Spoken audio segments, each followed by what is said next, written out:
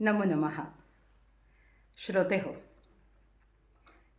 पृथ्वीवर पाण्याचा अमर्याद साठा आहे, तरी पण पावसाच्या पाण्याची वाट बघणाऱ्या चातकाकडे बघून कवीला एक श्लोक स्फुरतो आणि तो श्लोक आज आपण अभ्यासणार आहोत.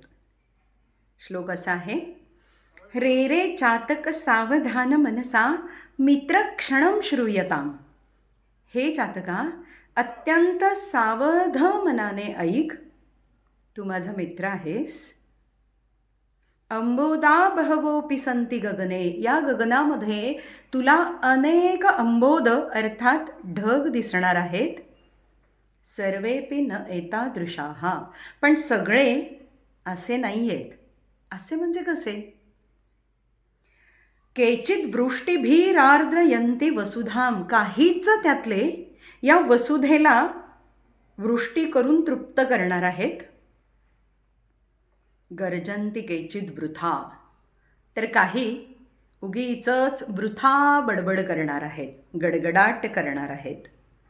त्यामुळे हे चातका, तहानेने व्याकुळ झालेला आहेस तू, तुला जलाची नितांत गरज आहे, पण तरीसुद्धा यम यम पश्यसी तस्य तस्य पुरतः, ज्याला ज्याला पाहशील त्याच्या त्याच्या पुढे मा ब्रूहि दीनं वचः, अत्यंत दीनवाणे बोलणे बोलू नकोस. त्यांच्याकडे पाण्याची याचना करू नकोस. भरलेला प्रत्येक ढग देणाराच असेल असं नाही. खरोखर आहे, लेकी बोले सुने लागे या अन्योक्ती प्रकारात मोडणारा प्रस्तुत श्लोक आहे. का भुललासी वरलिया रंगा, उस डोंगा परी रस नव्हे डोंगा. वरवरच्या गोष्टींना भुलून जाऊन माणसानं कधीही कुणावरही विश्वास ठेवू नये. त्याची सत्यता पडताळून बघावी आणि अपेक्षा तर ठेवूच नये. लेस एक्सपेक्टेशन्स, मोर हॅपीनेस. दुसरं काय?